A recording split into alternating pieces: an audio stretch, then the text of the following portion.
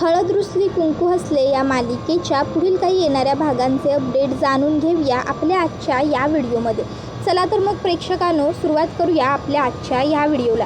तर आता आपण इथे पाहतोय की कशा पद्धतीने आता इकडे बाळजाबाईंसमोर समोरचा खरा चेहरा येणार आणि बाळजाबाई कृष्णाचा जीव वाचवून दुष्यंतच्या मनात जागासुद्धा निर्माण करणार. आता नेमकं कसं कसं आणि काय काय घडतं हे सगळं आपल्या या व्हिडिओमध्ये सविस्तर पाहूया. तर इकडे आता जो समर असतो त्याची आई अनुसया तिला आता पागलखान्यात दिलेलं असतं कारण ती विकृत वागत असते.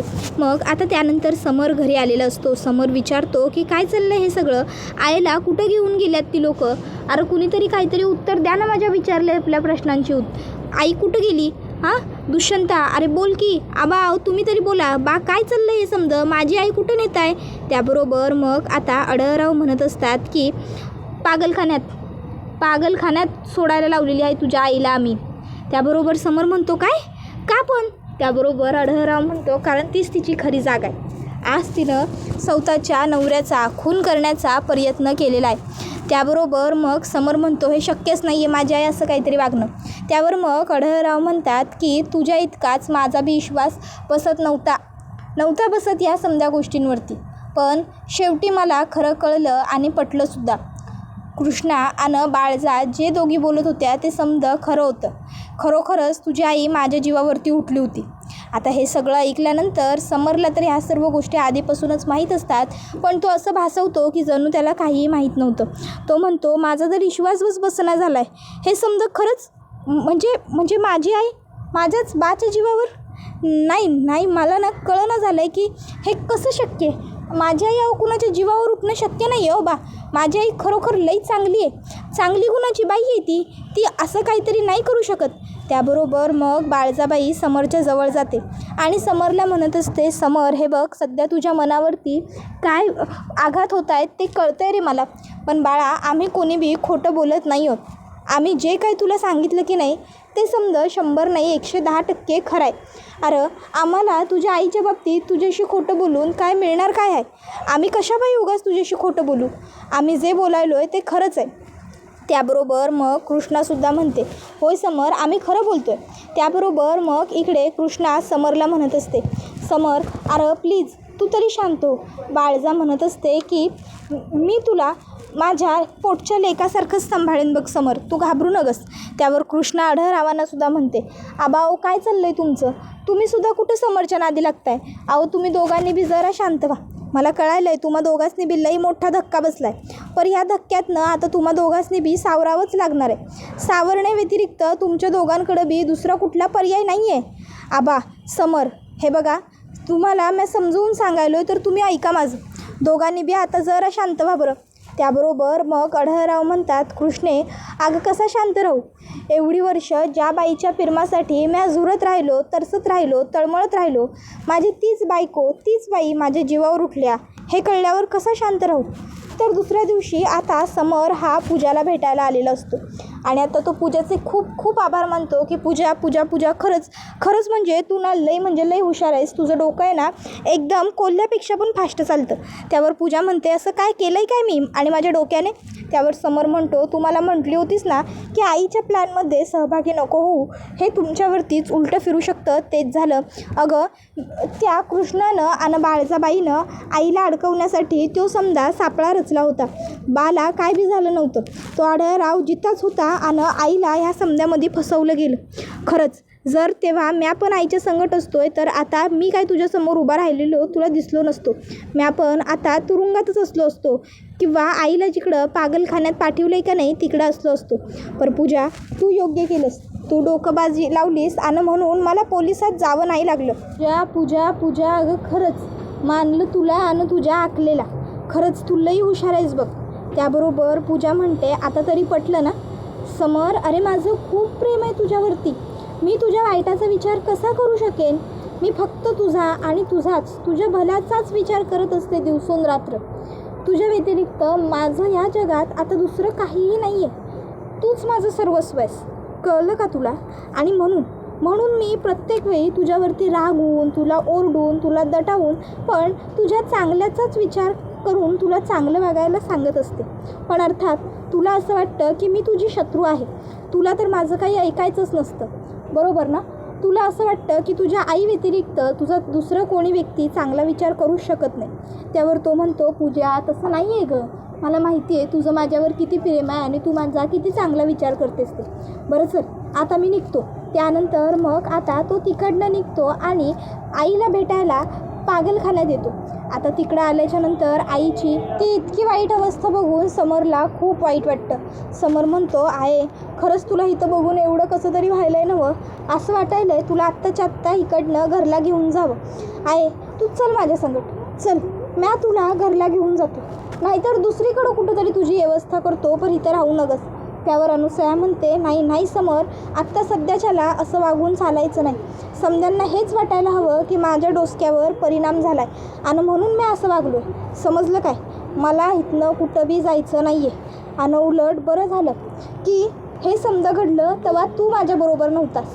त्यावर मग समर म्हणतो, आहे अगं मला समदेला गोड गोड बोलायला की बाळजा मला स्वतःच्या लेकाप्रमाणे प्रेम वगैरे करणार असं म्हणायला.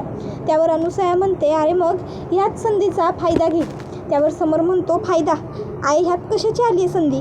त्यावर मग अनुसया म्हणते, अरे गोड गोड बोल, त्या समद्यांच्या पाक पोटात शिर, त्या समद्यांच्या मर्जीतला हो आणि मग अलगच काट्यानं काटा काढ, समजलं का? त्याबरोबर समर म्हणतो, आहे अगं. त्यावर मग आता अनुसया म्हणते, समर आता म्या तर इथं आहे, त्यामुळं सगळी भिस्त तुझ्यावर आहे. आपल्याला काय बी झालं तरी रांगडे पाटलांची सगळी संपत्ती हवी आहे आणि ती मिळवण्यासाठी आपण काय बी करू शकतो अशी शपथ आपण घेतली होती आणि आता त्या शपथीवर खरं उतरण्याची वेळ आली आहे बघ पोरा. त्यामुळं काय बी झालं, किती बी झालं तरी बी आता हार मानायची नाही. आता संपत्तीसाठी काय बी करायचं असं ठरवलं आहे नवं, तर करून बी दावायचं. त्यावर समर म्हणतो, ठीक आहे. त्यानंतर मग समर आता घरी येतो.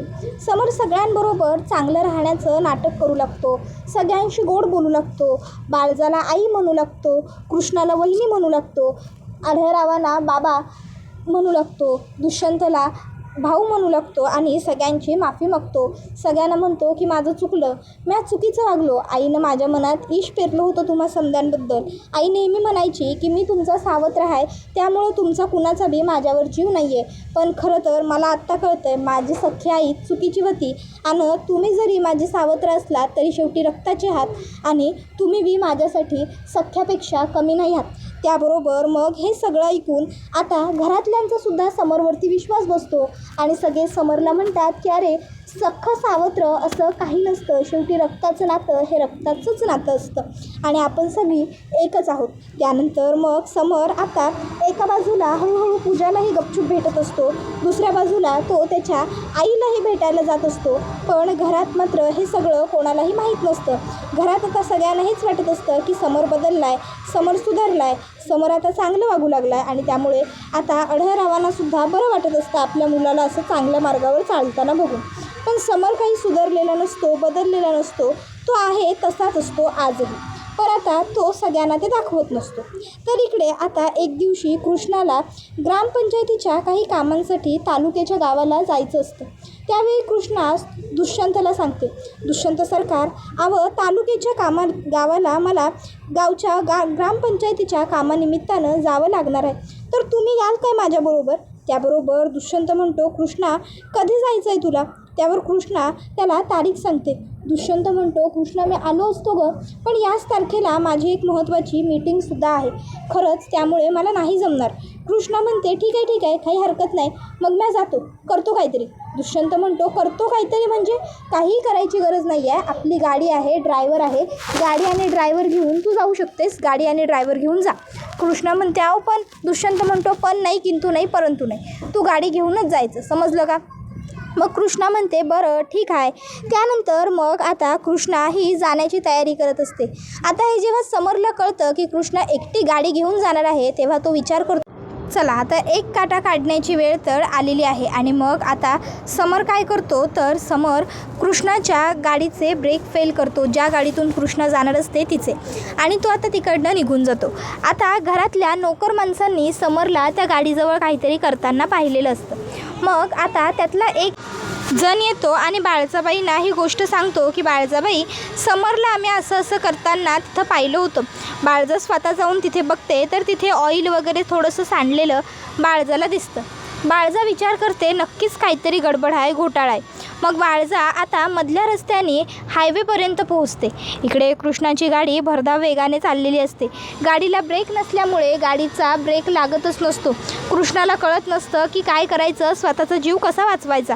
त्यावेळी मग आता कृष्णा घाबरलेली असते, देवयाईच्या नावाचा धावा करत असते. तर बाळजाबाई आता समोरून येतात आणि कृष्णाच्या गाडीमोरं उभ्या राहतात. त्याबरोबर गाडी बाळजाबाईंना धडक देते आणि गाडी थांबते. तशीच कृष्णा गाडीतनं खाली उतरते. ड्रायव्हरही उतरतो आणि म्हणतात की बाळजाबाईंनी तुमचा जीव वाचवला बघा कृष्णताई. त्याबरोबर ड्रायव्हर आता दुष्यंतला फोन करतो. कृष्णाला थोडंसं खरचटलेलं असतं पण बाळजाला मात्र जबर मार लागलेला असतो. मग आता लगेचच दुष्यंत वगैरे तिकडे येतात. मग आता बाळजाबाईला दवाखान्यात दाखल केलं जातं. दवाखान्यात दाखल केल्यानंतर दुष्यंत म्हणतो की कृष्णा तू ठीक आहेस ना, तुला काही झालेलं नाही आहे ना. त्यावर कृष्णा म्हणते होय म्या ठीक आहे, एकदम ठणठणीत. पण बाळजाबाईंनी स्वतःच्या जीवावर उदार होऊन स्वतःच्या जीवाचा पर्वा न करता जीवावर खेळून माझा जीव वाचवला आहे. अजून बी तुमचं म्हणणं असंच आहे का की बाळजाबाई वाईटच आहेत म्हणून? दुष्यंत सरकार, आता तरी तुमच्या डोक्यातले विचार बदला. जर बाळजाबाई माझ्या मोरं येऊन उभ्या राहिल्या नसत्या ना तर आज काय झालं असतं ते ठाव बी नाही. कदाचित म्या तुमच्याबरोबर इथं बोलायला जिती नसतो. त्याबरोबर दुष्यंत कृष्णाच्या तोंडावर हात ठेवतो. कृष्णा म्हणते हात नकाच ठेवू माझ्या तोंडावर. म्या काय बी खोटं किंवा चुकीचं नाही बोलायलो आहे. मी जे काय बोलायलो आहे की नाही तो सर्व विचारपूर्वक खरं बोलायलो आहे. त्यामुळं प्लीज पुढच्या वेळी बाळजाबाईंवर आता शंका घेणं सोडून द्या. त्याबरोबर मग दुष्यंत स्वतः बाळजाबाईंकडे जातो आणि हात जोडून त्यांची माफी मागत म्हणतो, माफ कर मला आई, खरंच मी तुझ्याबरोबर वाईट वागलो. तू इतरांशी कशीही वागली असशील तरी तुझं माझ्यावरचं प्रेम कधीही खोटं नव्हतं हे माझ्या मनाला कायमच माहीत होतं. पण तरीही माझं मन हे स्वीकारायला तयार नव्हतं. आणि तू कृष्णासाठी जे काही केलं आहेस ते कोणीच करू शकलं नसतं. त्यासाठी खरंच तुझे मनापासून खूप खूप आभार. आज तुझ्यामुळे कृष्णा माझ्याबरोबर व्यवस्थित आहे.